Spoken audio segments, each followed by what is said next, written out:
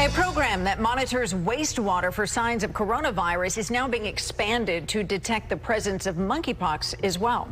And joining us live now to talk about the program is postdoctoral fellow Joshua Levy from Scripps Research. Joshua, appreciate you joining us here. First, can you kind of explain how this process works, how important it is for detecting virus, and really how long it's been going on?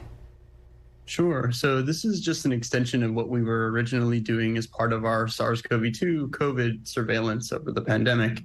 We're basically using the exact same methods that we were using for COVID, but now in this new context. So we're able to basically measure directly from wastewater. We have 3 different sites. Currently, the Point Loma site, which is the largest wastewater treatment facility, covering about almost 2.5 million individuals here in the San Diego area, as well as another sites further north in Encina, and then another site further to the south. Currently, we're just doing monkeypox surveillance at the main Point Loma site and hope to expand to the northern and southern sites as well soon. But we have currently the COVID surveillance at all 3. And it sounds like this might be a template for how you try and track future outbreaks. Is that the case? Exactly, yeah. So we're seeing a lot of evidence here that this isn't just something that's going to work for COVID. It is likely to work in other disease scenarios like monkeypox.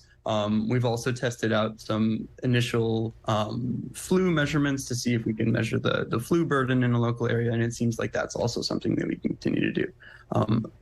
Yeah.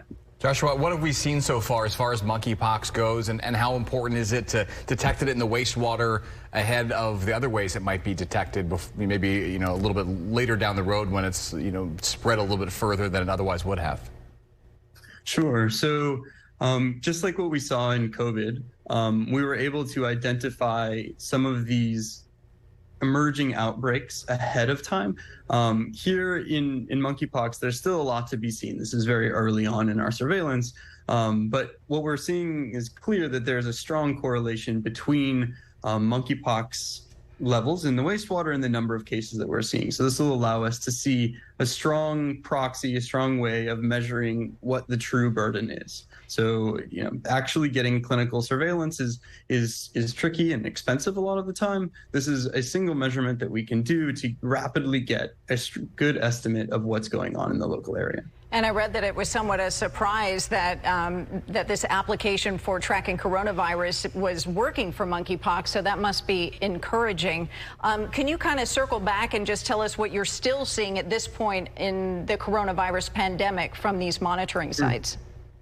Yeah, so we're now seeing a lot less clinical testing, but we have seen a large number or a large increase in coronavirus levels in the wastewater that is recently peaked and hopefully seems to be heading down, but still remains at a very high level here in San Diego. This is largely driven by the BA.5 variant's introduction into the area. And we actually, on our dashboard, are able to separate out the individual virus lineages that are driving these waves and get a sense as to what's really underlying this. So yeah, still ongoing problem, and positivity is basically at an all-time high in the testing that is being done clinically. That's eye-opening. Yeah. Joshua, before we let you go, how much have we learned, I guess, over the last couple of years with the COVID testing through wastewater, through the monkeypox testing through wastewater, and how can it be used in the future maybe for other things that we might not have anticipated before?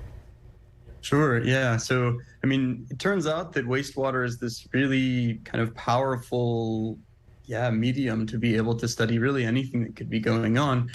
Traditionally, it had been thought that it would only be useful for pathogens that infected the gut, but we're seeing that this really does include quite a large number of pathogens that could be, as I said, these viruses, but could also include things like pathogenic bacteria or other sorts of pathogens that could be responsible for the outbreaks of tomorrow. And who would have thought that wastewater was not a waste, at least when it comes to scientists. Postdoctoral fellow Joshua Levy from Scripps Research, we appreciate your time.